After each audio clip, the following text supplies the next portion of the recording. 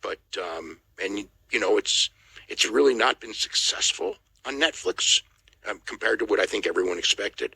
But I don't think that it will be going down until football season. And then football season, will probably set record lows unless they get super hot in some way. And then SmackDown was where's that right here? Do I have that? Hold on. SmackDown is 1,401,000 viewers, 0.38. They did go against the NBA playoffs, so that pretty much explains it. They had John Cena all over that show. They had Punk. They had Cody Rhodes wrestling. All things that would have normally, you would think, led to strong numbers for the show, and probably helped the show a lot because they had done a lot. They had done several lower numbers against much less viewed NBA playoff games than this one.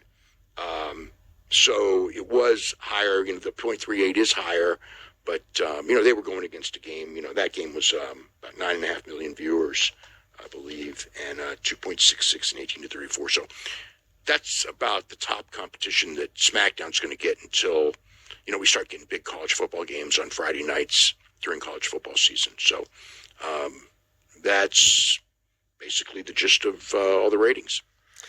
All right, a couple of quick UFC notes. The Jones-Aspinall fight. Yeah, Dana White did a thing today with he did an interview, and basically he was asked about the fight, and he said, if we don't figure it out in the next couple of weeks, we're going in another direction. And more people are thinking that the fight's not happening. The story that has gone out was that Jones asked for a number. They agreed to the number. They thought they had a deal. And then Jones, time to move on. Started saying, and they're trying, and, they were confident they had it. I had been told by people that they had told officials in a certain building, which I believe was MSG, that they had the fight and everything, and it'd be an MSG. But and that's not that long ago. Looks doubtful. Is what I would say. And so they did that. See the Conor thing? Just that he was out of his mind. What's new? Yeah, he punched a guy twice in a nightclub in Spain the other night. So, he's out of his mind. And they're doing Aaron Pico and Movsar Evloev on July 26th in Abu Dhabi. So, man, they're feeding Aaron Pico to a guy who's undefeated. It's interesting because, I had thought when they brought in Aaron Pico that they would, try to build him up, to be a star, with some, match, bouts that he would win, essentially. And boy did they take the other tact. They're definitely, the idea here is to use Aaron Pico to get Evloev over so he can get a title shot at Alexander Volkanovski. If it goes that way, Evloev, that guy's a great fighter. Pico's got great skills, but it's just a giant step up in competition for him. I guess if he wins, he's a superstar in one night. And I guess that's the argument is he can be a superstar in one night if he wins this fight. But, it's the PFL guys and the Bellator guys and Evloev, man, that is just different. That's just totally different. This guy's beaten Aljamain Sterling, he's a legit number one contender, championship caliber guy. So, originally, that was the fight offered Pico and Evloev's side, at first, they didn't want it because it's kind of like we're fighting an unranked guy, and who has some skills and is, can hit, look, Pico can get some body shots. He can knock him out. He can knock out anyone if he tags him. So it's a dangerous guy to face, but Evloev evidently agreed to it. His people agreed to it. I don't know that he was ever scared or anything like that, but as managers for Evloev, we're on his way for a title fight. Pico is a guy. It's like, why fight him? He's unranked, and he is absolutely dangerous. So very, very intriguing fight, and it's it's going to be that's a bigger than usual show, the Abu Dhabi show on the 26th of July. All right, we got to get going on these shows here. The Arena Mexico Grand Slam AEW show. Great atmosphere, great crowd. Very different from a normal. I mean, Tony went in, you could really see, he went in with the idea of presenting an authentic Arena Mexico show, which is about as authentic as you could get, but, I mean, no promotion for anything. I mean, there was a few mentions of All In, nothing for Saturday in Kent, nothing for next Wednesday in Kent, nothing. No, only one real in-ring promo, nothing backstage, not a backstage segment the entire show. There were a couple of run-ins and everything for All-In angles, but nothing at all for television angles. I mean, it's very, angle-less show. Almost all in-ring, long matches, mostly great matches. Obviously, trying to get 1 million people on the show with a 14-man tag. Wasn't that like originally a 12? Turned into a 14-man tag. They had the 10-man tag. They cleared up Mortos. He was even allowed on the show, which I guess is Claudio. They said Claudio had a transportation issue, and that, so maybe that was the thing. It's just like, look, we got to put somebody in. He's here because his girlfriend's here, and they came down, and basically went to, probably Salvador is going to be the one. Salvador Luderoth, Chavo, would be the guy where you would go like, look, got a TV taping, and one of our guys didn't show up, and we got Mortos here, and he fits, and they okayed it, because originally, Mortos, Rush, and Dralistico were on the not allowed in Arena Mexico list. But with Mortos, I mean, there was really no real heat. It was just on the list. Rush and Dralistico, there's real heat there, so that's why they weren't on the show. It opened up with Dax, Volador Jr., Lance Archer, Kyle Fletcher, Takeshita, Josh Alexander, Hechicero versus Atlantis Jr., Templario, Brody King, Daniel Garcia, Adam Cole, and Bandito. Some of these matches were very different than what they advertised a week ago. Like a week ago, Atlantis wasn't in the match because they had set even up though that match. Even though he'd done the angle. Yeah, they shot the angle and they didn't put him in the match, and then he's just in the match here. They said Cash was not there due to, I guess, circumstances beyond his control. They said they never said what happened with Cash. No, so they just I don't know said what circumstances beyond his control. Yeah, and so this match was super fun. I mean, the crowd was going nuts. They booed the hell out of Atlantis Jr., and they booed Atlantis to the point where I'm pretty sure if Don Callis would have attacked Atlantis, he would have been cheered. I mean, they're cheering Dax as he's stomping down Atlantis, and he's supposed to be a heel. And Brody did Lucha and looked awesome. And Brody trained Lucha. Yes, big 12-man dive spot. I mean, just all sorts of great stuff. And then finally at the end, Atlantis and Dax are in the ring together. They look at each other, and then Atlantis grabbed him and small packaged him and pinned him. So that was not the finish I would have expected. Well, you know what, Dave? They did that angle on television, and what did we think? They're going to do FTR versus Atlantis and Atlantis Jr. And instead, they announced this wild match here. And when this was over, all I could think was, they must be doing Atlantis and Atlantis Jr. against FTR at some point. I mean, there are a lot of things that they did tonight to build for future stuff at Arena Mexico. Well, then that's one of them, clearly. They could do that, yeah. Because I was very surprised. But if that was the case, I would have thought that they would pin Atlantis Jr., which they didn't do. They didn't do that last night either. So, but yeah, that match was a lot of fun. Great heat. That's the one thing about across the show, across the board, every match had great heat. Then we had Okada and Mark Briscoe, and I thought, God damn, Okada's in Arena Mexico. There's a lot of people here. We're gonna get the old Okada. Nah, we got Mark Briscoe. We did, but even as for a Mark Briscoe match, I mean, charitably, this was a good match. But like, it was a pretty good match. Okada did virtually nothing in this match, and Briscoe tried, and Rainmaker finish. Okada did a lot of twists and turns at the end. He did a great drop kick.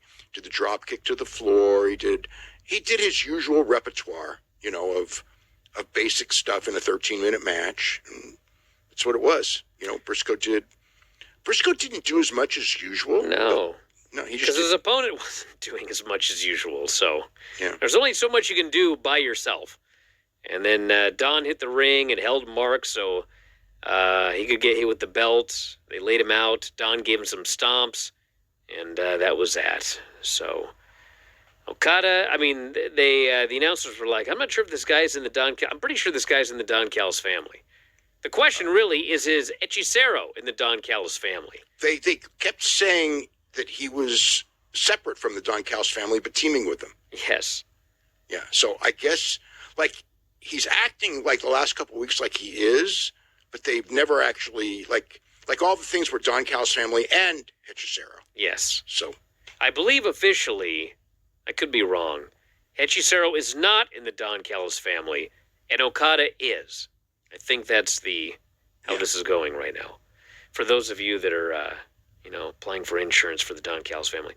MJF and Mystico, man, it was amazing. I got to say one thing about this show. Great song there for Mystico. I'm not saying I didn't like it, but I do think that what WWE did with Worlds Collide, where they had all of those video packages and history, and they tried to explain to people who didn't watch Lucha what this was all about, they did a far superior job because there was none of that whatsoever on this show. And on our board, okay, but they had done videos for Mystico for weeks. I know, but you know what? On our board, people were like flabbergasted at how over Mystico was. Like they couldn't believe it. And he's usually not that over on Fridays either. Well, you know what? I mean, this guy is a big freaking deal, is what he is.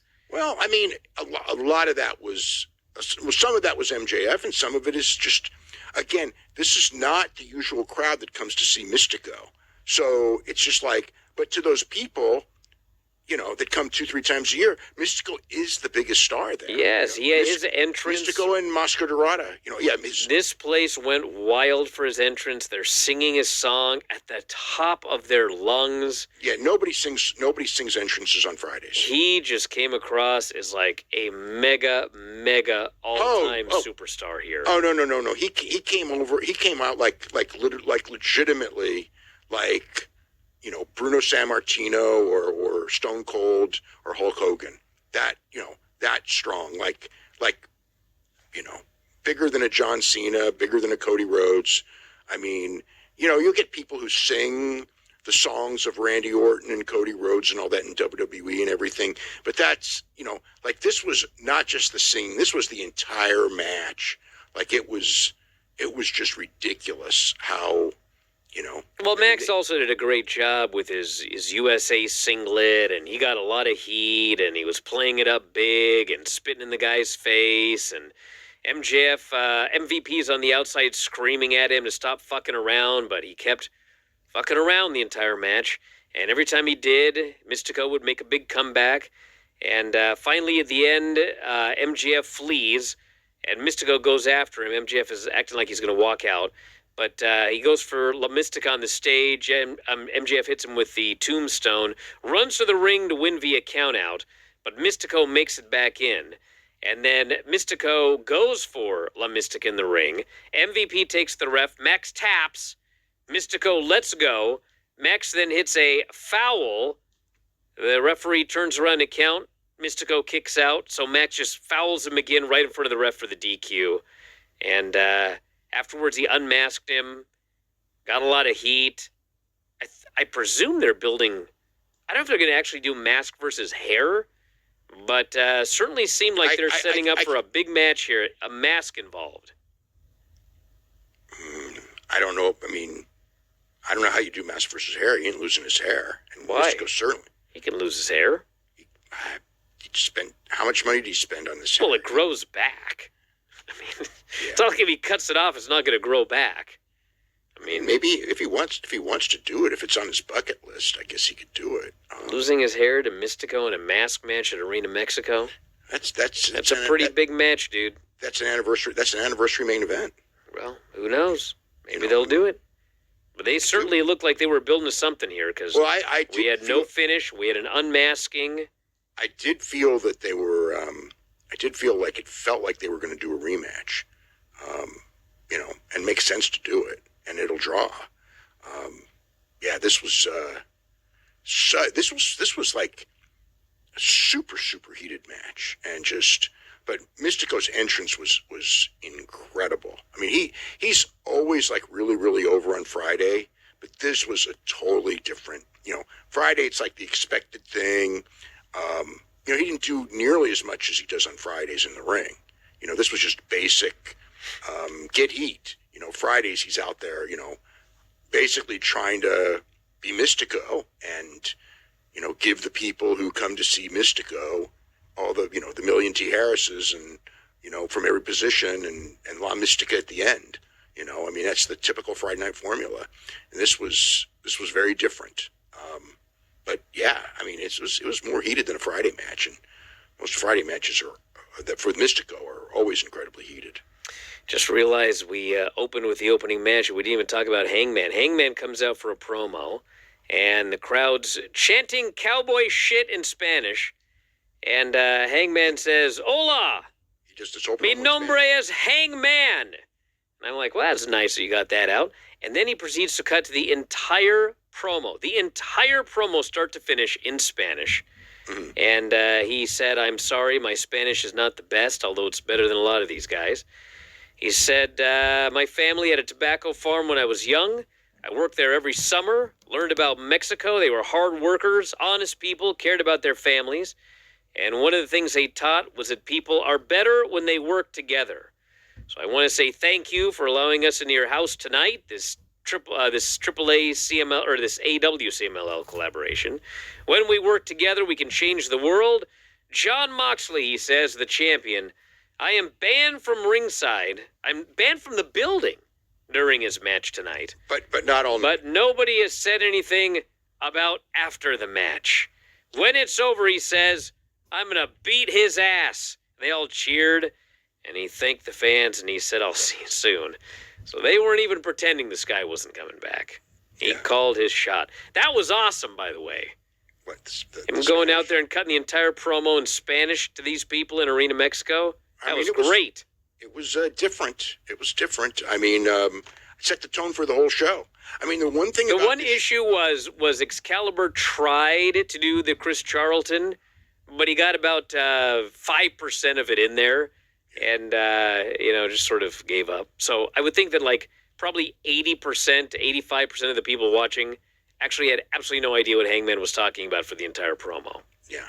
Well, but it was a special, unique show, and I think that started off basically telling everyone this is different. This is not your normal Wednesday night show. Whether that's a good thing or a bad thing, I guess. Okay. As far as the show goes, I thought the show was a total home run. I thought the show was tremendous. I thought it was one of the better episodes of Dynamite that they've ever done. As far as ratings, they went 2 hours and 36 minutes. Historically, you get past that 2 hour and 6-7 minute mark, it usually goes against you. I don't think this will be different. It's possible the show was so compelling that it will be different. I don't know. They did the main event. Very often AEW does not do the main event last, and this time, essentially the real main event was MJF and Max.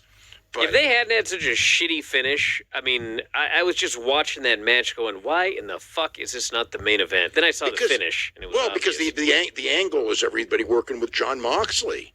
John Moxley, the Young Bucks. It's the star.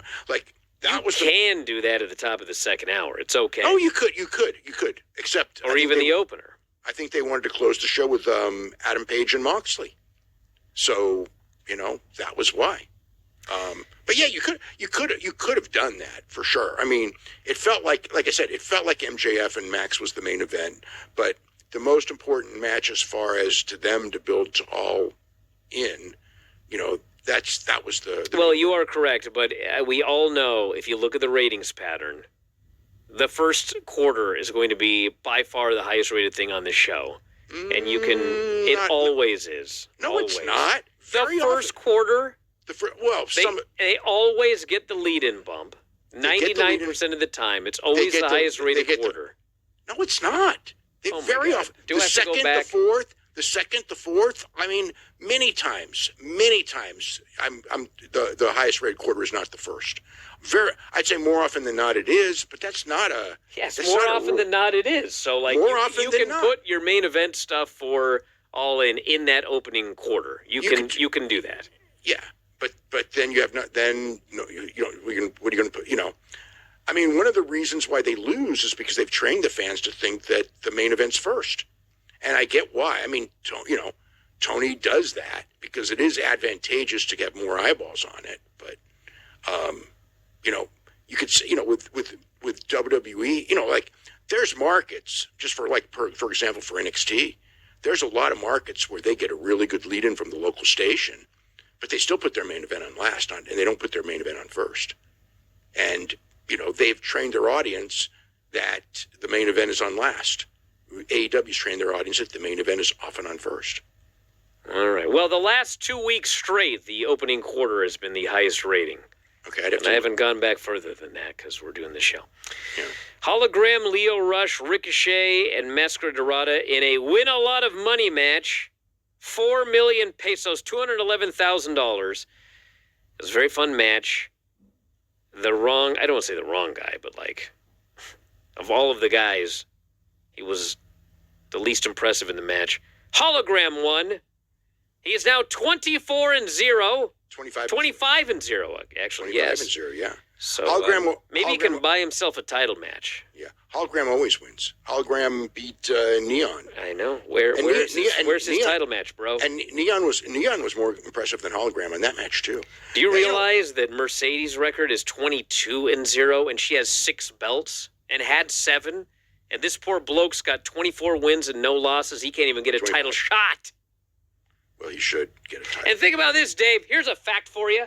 Yeah. This guy's 24-0. He's 25. Never got a title match. 25. Old AR Fox has never won a singles match on television. He's had 7 title shots. At least. Yeah. Well, that's his. Maybe we do need to bring these rankings back.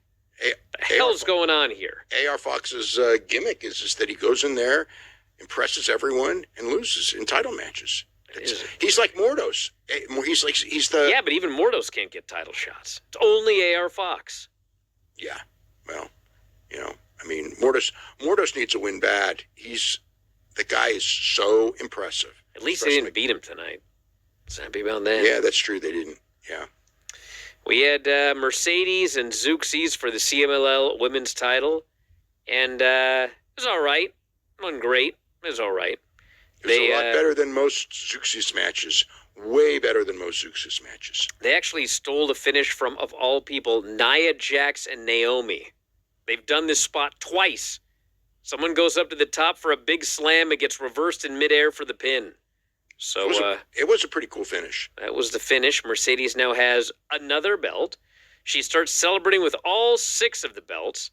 A Toni Storm video appears on the big screen.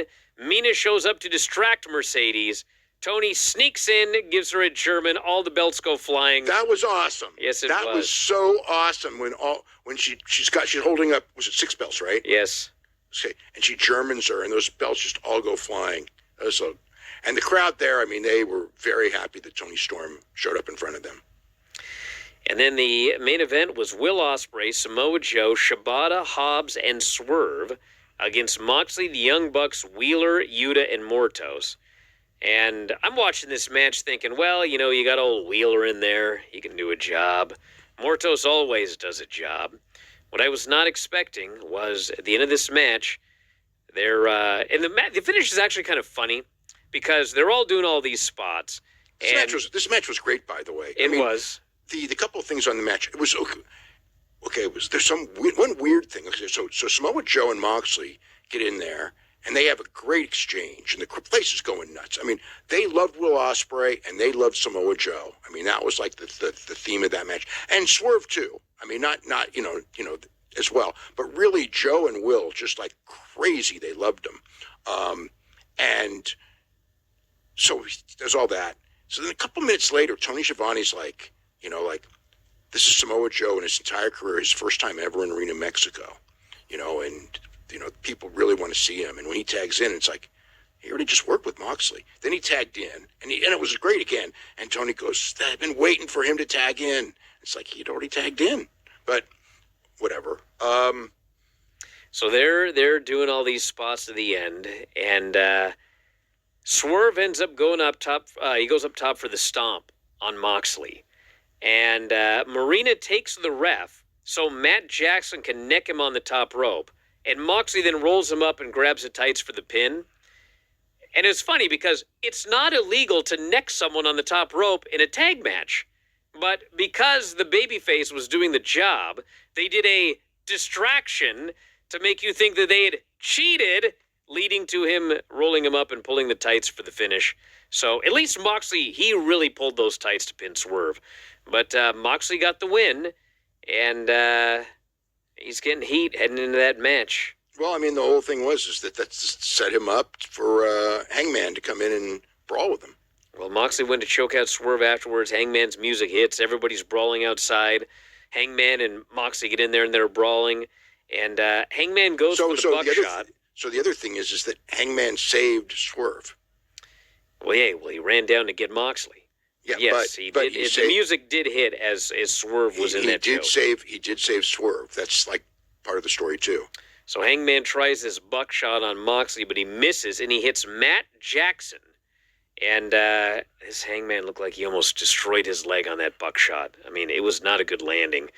And Matt goes down. Somebody else had a bad landing. God, who was it? It was I think it was in the four-way. Somebody did was it Mystico? Oh, no, it was Zeuxis went for a tope, and she landed on her head. No, she landed on her head. No, Mystico did a moonsault and landed on his feet, and then it was like, I mean, his knee buckled, and it was like Yeah, he looked all right, and so did Hangman, but man, his knee buckled on that buckshot, and then the Bucks are angry at him, even though he's angry at them, and heels bailed. God, don't get hurt, Hangman. Not now. Yeah. Do not do that moonsault off the post. Not one time until All In. Because he sure did just a week ago. Playing with fire, dude. Yeah. Well, 38 now. He's 38? 37 or 38, I think. I don't think he's that old. I'm pretty sure. I'll find out. But at some point, there's one too many moonsaults off the post. Yeah. Well, he's never been hurt on a moonsault off the post, and he's been hurt. God damn, he's only 33. Look at that. See? It doesn't matter if he hasn't been hurt yet. One of these days, that moonsault off the post, I think it's going to be bad. Or the buckshot. Well, maybe. Punk killed himself on the buckshot that one time. I realize it's CM Punk, but still. He's not Punk. It's his move. Yeah, Logan Paul tripped on it too. That's right, yeah. Yeah, but it's, whatever. Well, anyway, this show was great, and as noted, they didn't plug anything for Saturday, so I'm going to a show with no card. I think there'll be matches, I'm hoping. Yeah. But right. Oh, they also did a deal, and I don't know the match, but Bryan Danielson did a run-in too. He was in the crowd, yeah. No. He was in the crowd last night. Tonight he did a run-in. Oh, really? What did he do? Okay, so they were beating up Blue Panther. Oh, yeah, Blue Panther was there. Yeah, they beat up in his mask in Arena Mexico. Was he in his mask? I don't know. I'm pretty sure. Okay. Well, they were beating up Blue Panther, and he did a run in. The place going, yes. They were going nuts. It was one of the biggest pops of the whole show. Tuesday night, Bryan Danielson and Chris Hero were sitting there in at ringside, and just having the time of their lives, yelling and screaming like Ronda Rousey at a PWG show. Will Ospreay said that tonight was heaven. He said his grandfather had just passed away. He got the news when he landed, and loved his grandfather, and he thanked the fans for, I guess, making him feel better in Arena Mexico for this show. He had a nasty freaking thing under his eye. From what? Remember, he broke his nose last week. Ospreay? Yeah, he broke his nose in the match with Swerve. Really? I didn't even know that. Yeah, like in the first movie, we talked about it last week. Oh, that's right. I didn't know he broke it. Yeah. I just knew he was bleeding from the nose. Yeah. That sucks. Yeah. Anybody else going to get hurt? The Drifter got hurt on NXT. Impact show tomorrow is taped, so he'll be 100% in that match. And then I guess we'll see how he is going forward. But a lot of women's matches on the NXT show. They're doing all of the elimination. Wait, I thought they were, aren't they, is it Thursday, Friday? Or is it Friday, Saturday that they're running Impact this week? I think it's Friday, Saturday.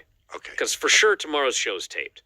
Because Lance was just on the show today saying it was taped. Okay. So then they're doing, so they're doing that special or just two TVs, Friday, Saturday? Because Mark Madden's on the show. On the second show. Yeah, they're Pittsburgh. Yeah, he's on the second show. Yeah. That's the name came out of nowhere. That was unusual. Yep, didn't expect that. We had Thea Hale and Jada Parker in an elimination or an Evolution Eliminator match. Basically, they had 4 women's matches. The 4 winners are going into a 4-way. For those of you that can't have enough of those. And the winner gets Jada at Evolution. No, JC Jane. Or JC Jane, I'm sorry. Jada won here. She hit the running hip attack on Thea. Jada's supposed to be a heel. They just cheered her the whole time. Thea made her tap to a Kimura, but the referee was like, I don't know what the referee was doing. How you missed that, but he missed it. So it just didn't, whatever. Yes. So she moves on. Then we had a segment, Lash Legend and Kalani Jordan, which Lash Legend won. Kalani tried the 450. Lash got the knees up and got the pin. It was all right. I guess Kalani's just a babyface again. And Lash appears to be a heel. I don't even know how half this stuff happens. That could change weekly. It just depends on who they're in and when they're, they're not that strict on babyface and heel. They just do whatever they want and figure it out from there. People turn and then they don't turn and then they turn back and then they turn again. So it's just not a strict thing. Only a few people. I mean, there's many. Although I guess we'll find out about they did a segment with Tony and Luca. The question is, has Luca turned heel or not? He claims he is not. Tony doesn't believe the guy.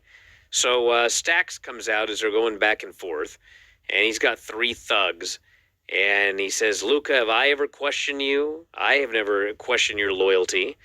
And eventually the guys hit the ring, and Luca starts fighting with Tony. He's helping Tony out, but then he throws a big right hand, Stax ducks, and he hits Tony, knocks him down. And the question remains, is he joining Stax or not? We'll do a segment later. We had Casey and AJ Francis meeting with Trick Williams. Casey is not medically cleared. Apparently he injured his knee on a TNA show. And I don't think it's serious, but he was not medically cleared tonight. So he was replaced by Wes Lee for the segment later. We had a segment with Ethan Page, all of the Brad Baylor, Ricky Smokes, Jackson Drake, and Ricky Saints showed up. And Ashanti tries to step up to him to try to, I guess, get in good with the Evolve guys. And Ricky ends up challenging him, this being Ricky Saints, not Ricky Smokes. So they'll have a match coming up. Had a segment where Javon is trying to get Tavion out of Charlie's group. And Charlie doesn't want him to leave. And so finally Charlie says, you know what? I mean, is they doing a deal? Is there like a ironclad contract? Yes, apparently. Okay. Apparently, you must be granted a release from the No Quarter Catch crew. They should at least. Do they actually say that? No. But clearly, you. So it's one of these things where you have to make up an angle. Well, this one I don't think we're really making up because you actually can't leave unless Charlie allows you. So how is that? They possible? must have contracts. There's no other explanation. Well, they should have at least explained that they have like the Charlie. Maybe like Charlie has the goods on them. It's like possible. They did something really bad in their previous life that would get them fired, and they're scared of him. Well, whatever the reason is, they can't get out. So Charlie ends up saying, all right, Javon, why don't you face Tavion? If Tavion wins, he's free. Javon doesn't like this idea. Wait a minute. Javon could just lay down for him, though. He could. He might. As silly as WWE is. So what's the... Well, hey. So that makes Charlie out to be dumb. Well, it makes him out to be dumb if that happens. We don't know if that's going to happen yet. I think it makes him out to be dumb. I just thought of it. One of them is going to be dumb. Either Charlie or Javon. Javon for not thinking of it, or Charlie if he does think of it. Yeah. Let's find out what happens here. We had the Drifter, Inamura, and Briggs versus Wesley, Top Dollar, and Trick. And Inamura pinned Trick Williams with a top rope splash. So he's going to get a shot at the TNA title? Well, no. They do a segment afterwards, and Inamura meets with Briggs. And a couple of weeks ago, Inamura said, Briggs, I came back to Japan for you, and I told you it's going to be bigger than the tag team titles. And Briggs didn't know what he was talking about. And so Inamura says, you're my friend. I want you to get this TNA title match, and I will go after the NXT title, and we will both be the singles champions. So, in fact, Inamura pinned Trick, but Briggs is getting a title shot against Trick on TV next week. Okay. So there you go. Very friendly of Inamura. We had a meeting with Stevie, Mr. Stone, and Ava, and Tony storms in, and he starts screaming at Luca, and he says, you know what? You've got to be working together with Stax. And Luca says, I'm not. And Tony says, prove it to me. I want you to have a match with Stax next week. And Ava says, Stax already has a match against Noam Dar next week. And Tony goes, why does that guy get a title match? And she says, well, Stax says the last guy he beat was a former Heritage champion, which was Tony. And so she said also, Stax's lawyer signed off on it. And Luca goes, it wasn't me. And so, of course, Tony's furious and he storms off. Ava never bothers to reveal who the attorney was. It would have solved all these problems. But she doesn't say a word. Had Izzy Dame and Zarya in an Evolution Eliminator. And they're doing the match. Tatum Paxley comes out with her doll. Decides this is a great moment to try to hug Soul. Soul's like, get off of me. Zarya's distracted. She gets pinned. And then Tatum starts crying. She's so sad that all of this happened. Like it's someone's fault other than hers. I'll tell you what, that with all that hype that Zarya got when she came in, it's like she came in with equal hype to Julia and Stephanie Becker. She did. And remember they had her like be the female Brock Lesnar? At first, yeah. Oh, yeah, she's not anymore. I mean, Izzy Dame is throwing her around in this match. She's doing all the power moves, and Zarya is just doing the babyface selling. So, yeah, she is she's just another woman on the roster at this point. We had Lola Vice and Jordan Grace in an eliminator. And, my God, Jordan was just pummeling poor Lola. They did a spot where she did like a falling forearm, and, man, she looked like she knocked Lola in the next week. And Lola was like a Strikeforce fighter. And, man, she gets hit with this forearm. Bellator. Bellator. My God, she just looked like she just got waffled. And then Jordan drops her, like folds her in half with her Made in Japan at the end. Ends up getting the pin. And so next week it is a fatal four-way. Izzy, Jada, Jordan, and Lash. And the winner gets a shot at Evolution. We had... Probably Jordan. I would think so. Yeah.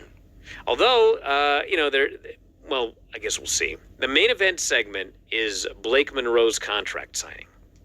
So she comes out, and I guess she's a babyface. Because... Really?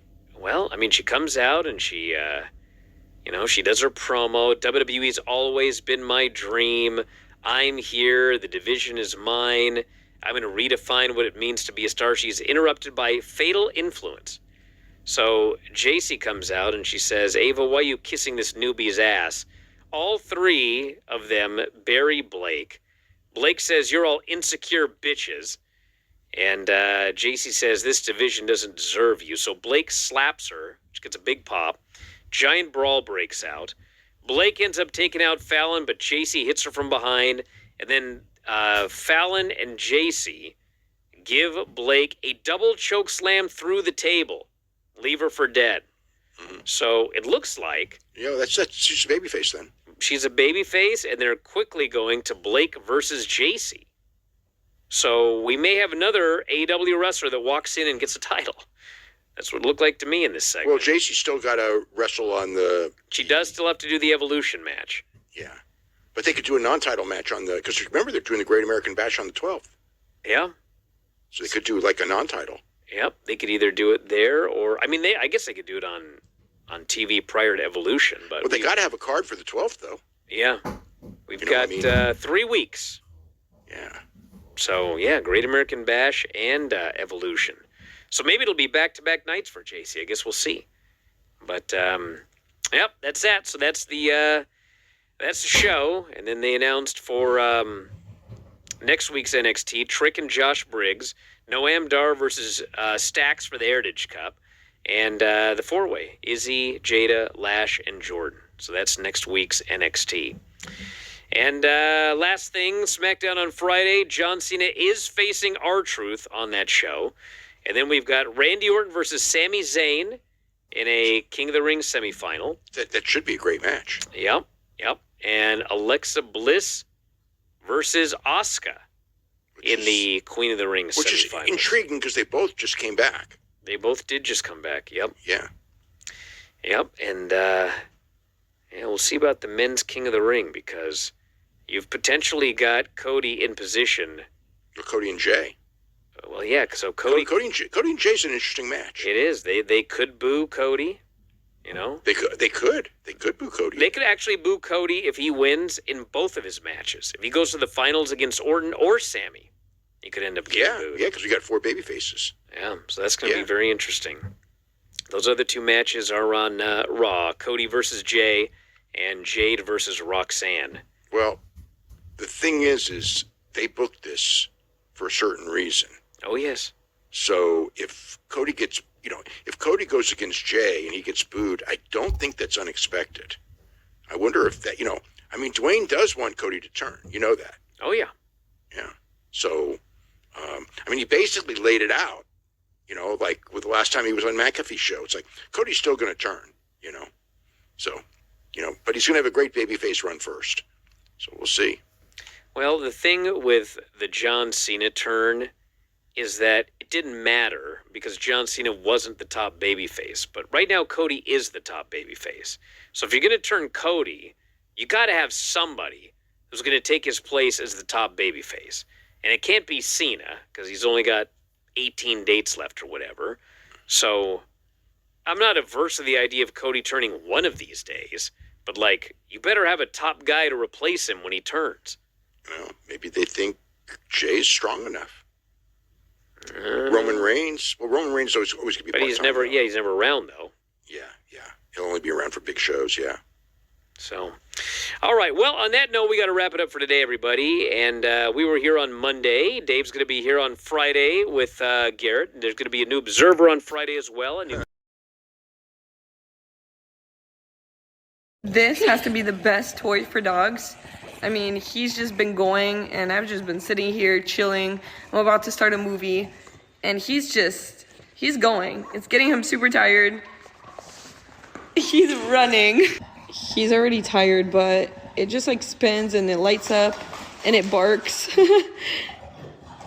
Now it went under the bed, but I think it came out. This thing is amazing. 10 out of 10. This is an English bulldog, and it's making him run.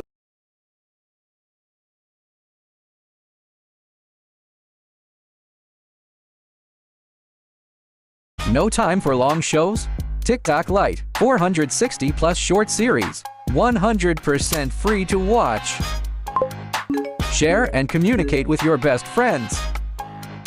Long press for 2.0 double speed. Instant, fun, also save your data.